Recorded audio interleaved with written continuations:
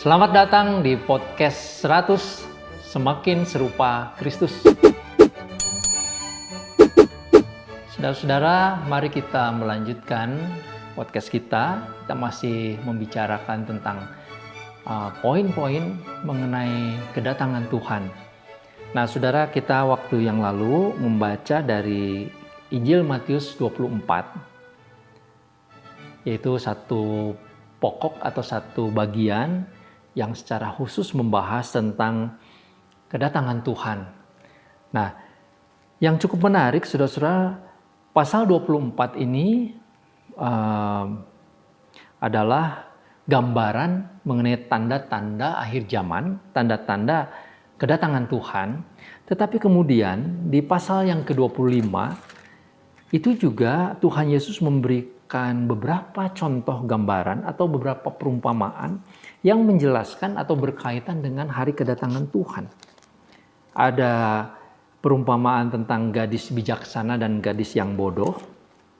Itu diceritakan di dalam ayat 1 sampai ayat yang ke-13. Saudara-saudara mungkin ingat kisahnya.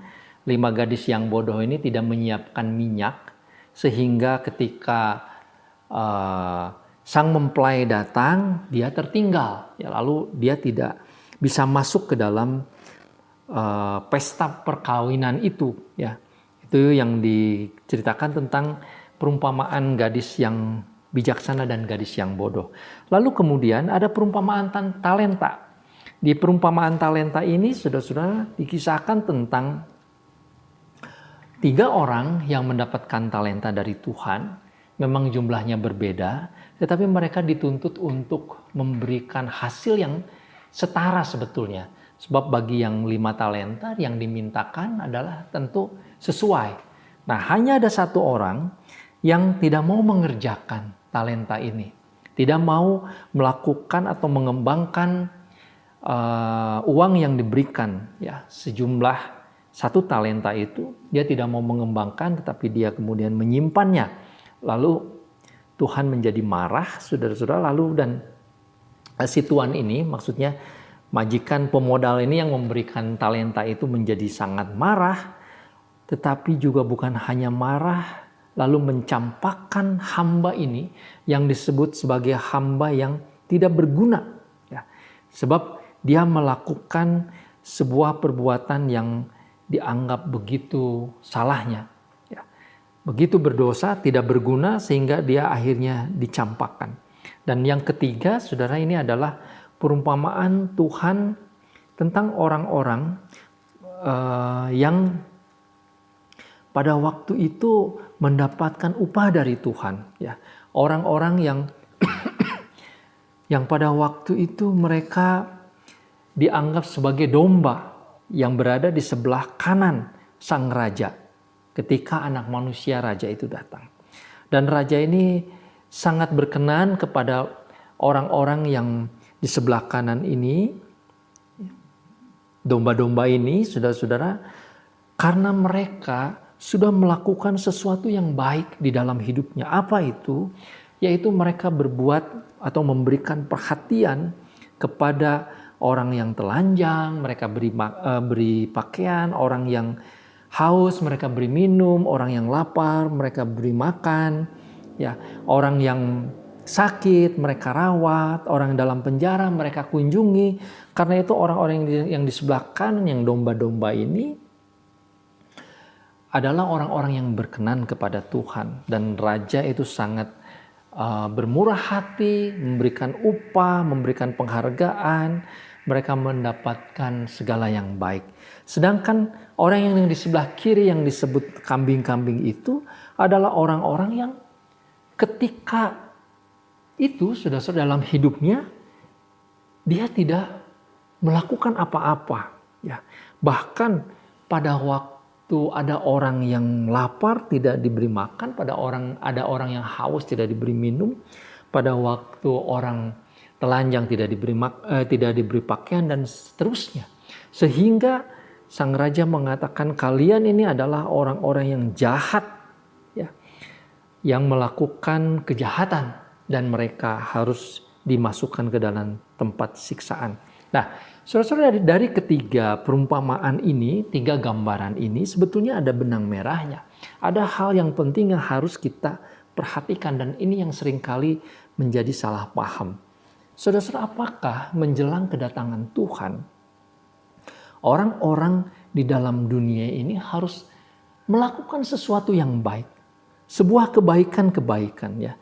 Entah itu kebaikannya berupa menyiapkan minyak, entah itu kebaikannya berupa mengolah atau mengembangkan talenta, entah itu kebaikannya berupa memperhatikan orang yang paling hina, yang dianggap sebagai sosok dari kehadiran sang raja itu, ya, memberikan perhatian kepada orang-orang yang hina itu, saudara-saudara, merawat mereka.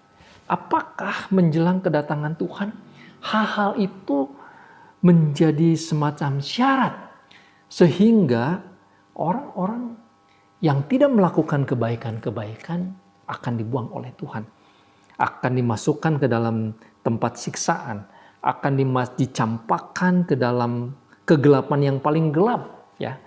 Di sanalah akan ada kertak gigi dan ratap tangis dan kertak gigi. Nah, saudara, apakah kebaikan-kebaikan itu menjadi prasyarat bagi kita supaya kita berkenan? Sehingga pada waktu nanti ketika sang raja datang, Yesus datang, Yesus akan melihat, akan menimbang-nimbang apakah amal ibadah dan perbuatan-perbuatan baiknya itu sudah mencukupi untuk diterima oleh Tuhan. Nah, saudara-saudara, bagian ini menjadi bagian yang penting ketika kita mengaitkan dengan hari kedatangan Tuhan. Mengapa? Sebab seringkali ada salah paham seolah-olah saudara-saudara Tuhan mensyaratkan ada perbuatan-perbuatan tertentu, perbuatan baik tertentu yang menjadi syarat masuk ke dalam sorga, berkenan kepada Tuhan. Padahal kalau kita perhatikan secara utuh seluruh Alkitab, ataupun pada bagian ini saja sudah mengenai khotbah Tuhan Yesus tentang akhir zaman, sebenarnya kita harus melihat saudara bagian ini sebagai bagian dari perwujudan iman kepada Tuhan. Saya memahami atau memahami bagian ini, pasal 25 ini saudara, dari tiga perumpamaan ini sebagai aspek-aspek yang harus ada pada diri orang yang percaya. Di waktu yang lalu saya menceritakan saudara-saudara atau mengatakan bahwa menjelang kedatangan Tuhan, dari sejak Yesus datang pertama kali, kita sudah berada di dalam dua kota. Dunia ini digambarkan ada dua kota yang berbeda, ada dua masyarakat yang berbeda. Nah, masyarakat gereja, orang-orang yang percaya kepada Tuhan, mereka bukan hanya orang-orang yang percaya di mulutnya, beriman di dalam hatinya, saudara, sebagai orang-orang yang percaya kepada Tuhan. Tetapi masyarakat ini, orang-orang yang hidup percaya kepada Tuhan, yaitu gereja Tuhan, adalah juga masyarakat yang imannya dinyatakan di dalam perbuatan-perbuatan. Itulah orang-orang yang percaya kepada Tuhan. Jadi saudara-saudara, tidak ada pertentangan antara iman dan perbuatan. Perbuatan-perbuatan itu adalah tempat dari iman. Katakanlah demikian ya. Di dalam surat Yakobus itu dikatakan, bagaimana mungkin kamu mengaku sebagai orang beriman kalau kamu tidak melakukan, tidak mewujudkan iman itu di dalam perbuatan-perbuatan. Jadi ini sekeping mata uang yang punya dua sisi yang harus ada. Saudara, kalau saudara punya sekeping mata uang, ya, kalau uang itu asli, maka dua sisinya itu harus memunculkan atau menampakkan karakteristik uang tersebut, ya, dua sisinya. Begitulah kehidupan kita, antara iman dan perbuatan itu harus sejalan, harus nampak dan harus ada.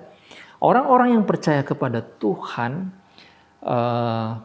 yang hidup di kota Yerusalem baru ini, bukan di Babylon, yang hidup di dalam kebenaran Tuhan, maka mereka bukan saja mulutnya mengaku Yesus, bukan saja otaknya penuh dengan doktrin-doktrin kebenaran, bukan hanya hatinya dipenuhi dengan hati yang percaya, tetapi juga di dalam tindakan sehari-hari kehidupannya adalah kehidupan yang nyata dipenuhi dengan perbuatan-perbuatan baik hasil daripada iman mereka. Perbuatan-perbuatan atau yang mungkin dalam bahasa yang lain di dalam surat Galatia itu disebut sebagai buah roh. Ya.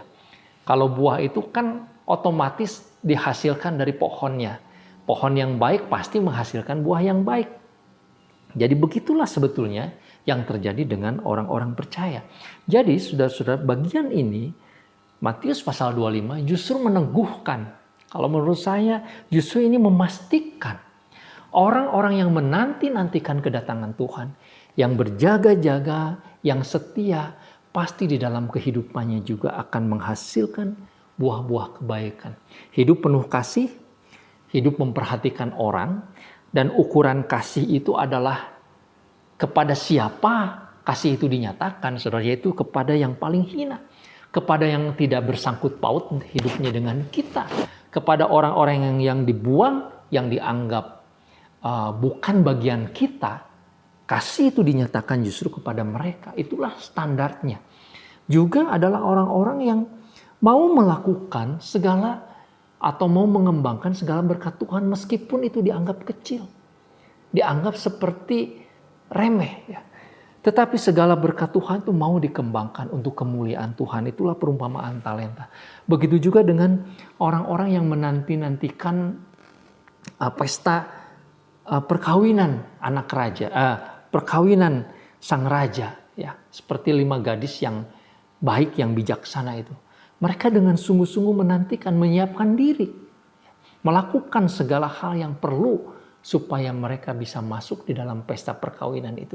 Jadi saudara-saudara, pada bagian ini, pada hari ini kita melihat menjelang hari kedatangan Tuhan. Sambil menantikan kedatangan Tuhan, maka kita diingatkan supaya iman kita itu diwujudkan di dalam perbuatan baik. Dan ini yang menurut saya juga sering dilalaikan oleh gereja, ya, atau oleh orang-orang yang percaya. Kadang-kadang kita menjadi orang-orang yang rohani, saudara-saudara, itu memfokuskan diri kepada segala sesuatu yang nampaknya berbau rohani, simbol-simbol kerohanian. Padahal seharusnya iman kerohanian ini, saudara, wujud nyatanya adalah perbuatan. Segala macam perbuatan baik, segala macam perbuatan kasih, segala macam perbuatan yang merupakan buah dari kehidupan di dalam roh. Nah, saudara, kita diingatkan, marilah kita menjelang hari kedatangan Tuhan. Bukan hanya kita rajin berdoa dan membaca firman, tetapi apalagi di tengah-tengah pandemi semacam ini, sudah ada banyak orang yang membutuhkan uluran tangan. Saya bersyukur kalau ada artis yang peduli membangun klinik khusus pandemi, khusus COVID-19. Saya baru dengar, ya. Ada kumpulan-kumpulan orang-orang Kristen yang betul-betul peduli lalu menyatakan perbuatan-perbuatan baik, buah dari iman, entah itu memberikan makanan, suplai kebutuhan-kebutuhan untuk meningkatkan daya imun misalkan, atau bahkan para dokter yang terlibat di dalam aktivitas menghadapi pandemi ini. Apapun, saudara-saudara, marilah kita memperhatikan dan kita melakukannya. Karena inilah saatnya di tengah pandemi, wujud iman itu atau buah dari iman itu dinyatakan kepada dunia yang jahat ini, kepada orang-orang yang hidup di dalam Babylon ini, kepada mereka yang lebih menyukai kehidupan duniawi ini. Saudara, biarlah nama Tuhan dimuliakan. Amin. Mari kita berdoa. Bapa di surga, kami mohon segala berkat-Mu, kuatkanlah dan teguhkanlah. Kami mau belajar kebenaran firman-Mu secara utuh, bahwa iman yang Tuhan sudah tanamkan di dalam hati juga adalah iman yang menghasilkan buah-buah kebaikan. Tuhan, tolong kami supaya kami melihat segala macam kebaikan ini sebagai buah dari iman, bukan syarat supaya Tuhan menerima kami. Yalah ya Bapa, khususnya di tengah-tengah pandemi semacam ini, buah-buah iman inilah yang dihasilkan sehingga semua orang-orang percaya terlibat di dalam segala macam perbuatan baik dan nama Tuhan yang dimuliakan. Dalam nama Tuhan Yesus kami berdoa dan mengucap syukur. Amin. Tuhan Yesus memberkati kita sekalian. Sampai berjumpa kembali.